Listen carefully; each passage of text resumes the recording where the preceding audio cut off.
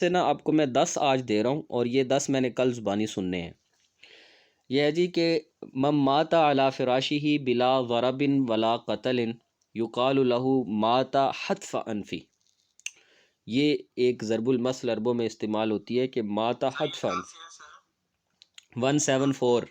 174 سے 184 10 دے رہا ہوں میں آج۔ 174 میں ہے جی کہ یہ مثال دی جاتی ہے،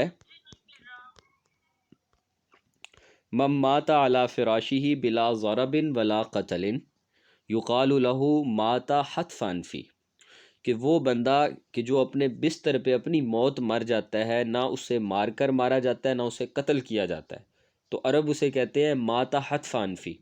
کہ یہ اپنی موت مر گیا۔ مات حتف انفی کا مطلب یعنی وہ اس کو کس طرح مراد لیتے ہیں؟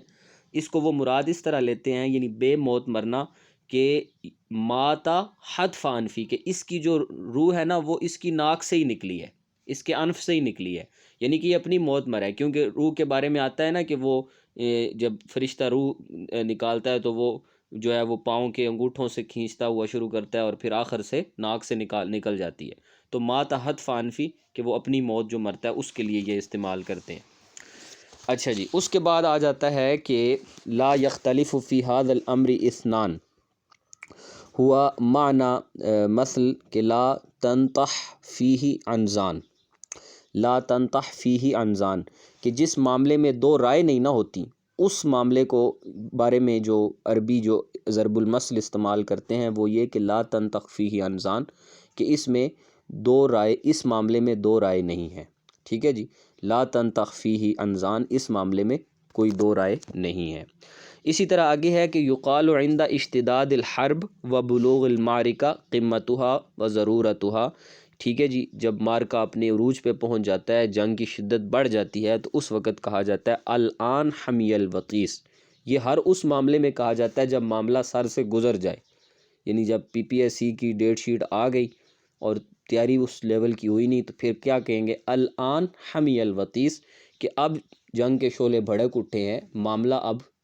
پانی جڑا ہے نا وہ سر تو لے گیا، تو اس کو کیا کہتے ہیں؟ الآن حمی الوطیس۔ اچھا جی، اسی طرح ہے کہ یقال فی الامر الذی لا یعبأ بہ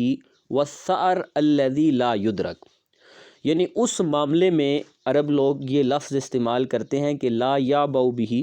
کہ جس میں انہیں بظاہر لگتا ہے کہ انہیں کچھ حاصل نہیں ہونے والا، والثأر الذی لا یدرک، اور وہ منفعت جس کا انہیں آئیڈیا نہیں ہے، کہ اس بارے میں وہ کہتے ہیں کہ لا تحبک فیہ عناق، لا تحبک فیہ عناق، کہ اس میں تمہیں کوئی فائدہ نہیں ملنے والا، یعنی اس اصل میں عناق کہتے ہیں بکری کے بچے کو، کہ اس میں کوئی بکری کا بچہ نہیں ہے، یعنی اس گھاٹی میں، اس جگہ میں کوئی بکری کا بچہ نہیں ہے، مطلب یہ کہ تم یہ جو محنت کوشش کر رہے ہو تمہاری فضول ہے، تمہیں اس سے کچھ حاصل نہیں ہونے والا، تو اس ٹائم عرب بولتے ہیں کہ لا تحبک فیہ عناق۔ اچھا جی، اسی طرح یقال فی صید الحمار الوحشی، جب وحشی حمار کو، گدھے کو وہ شکار کرتے ہیں تو اس وقت، یعنی اس وقت یہ مثال دی جاتی ہے کل الصید فی جوف الفراح، الفراح ویسے بھی ہمارے وحشی کہتے ہیں نا۔ اچھا، اب اس کے بارے میں جو ان کے ہاں کہاوت مشہور ہے عربوں کے ہاں، وہ یہ ہے، تین دوست شکار کے لیے گئے اور ایک نے ہرنی کا شکار کر لیا اور ایک نے اسی طرح کسی اور چھوٹے سے جانور کا کوئی چھوٹا سا شکار کر لیا، بکری کا، اس طرح، تو تیسرا جو تھا وہ گیا اور اس نے ایک وحشی بڑا سا گدھا جو ہے وہ شکار کیا، تو وہ پہلے آ گئے اور یہ تیسرا جو تھا یہ بعد میں آیا، تو انہوں نے اس کو تانا دیا کہ بھئی تو اتنا سست ہے اور اس طرح، تو اس ٹائم اس نے یہ استعمال کیا کہ کل الصید فی جوف الفراء،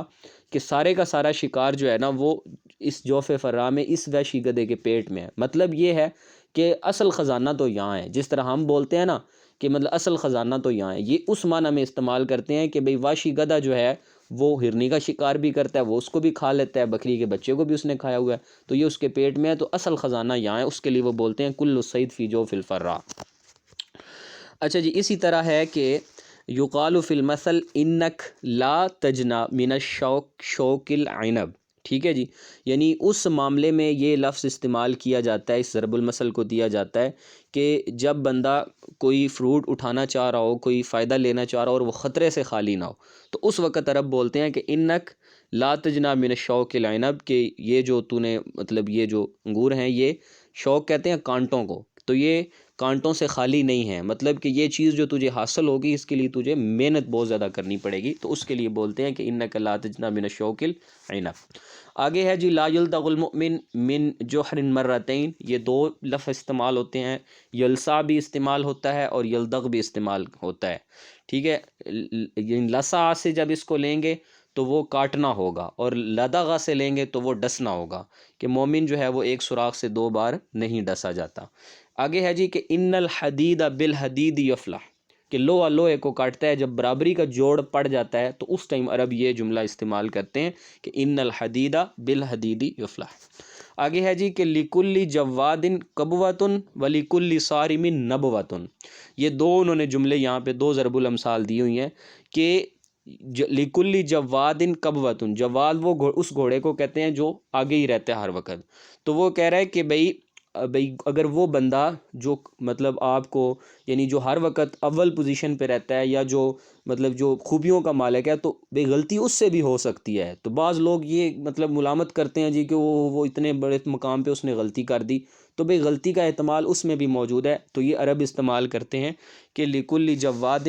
کبوۃ ولکل صارم نبوۃ، کہ جو یعنی پہلے آنے والا گھوڑا ہے کبھی کبھی وہ بھی یعنی پھسل جاتا ہے، اور اسی طرح جو کاٹنے والی تلوار ہے صارم جو ہے وہ کبھی کبھی کاٹنے سے منع کر دیتی ہے، لکل صارم نبوۃ، یعنی ایسا ممکن ہے کہ کبھی ایسا بھی ہو سکتا ہے، تو یعنی ایسے موقع پر یہ استعمال کرتے ہیں کہ جب کسی بڑے لیول کا بندہ اس سے وہ غلطی کا احتمال نہ ہو پھر بھی وہ ہو جائے، تو اس کے بارے میں یہ کہا جاتا ہے کہ لکل جواد کبوۃ۔ اور اسی طرح جب انہیں کسی چیز کی امید ہو کہ یہاں سے یہ کام ہو جانا ہے اور پھر نہ ہوا ہو تو پھر وہ کہہ دیتے ہیں کہ لکل صارم نبوۃ۔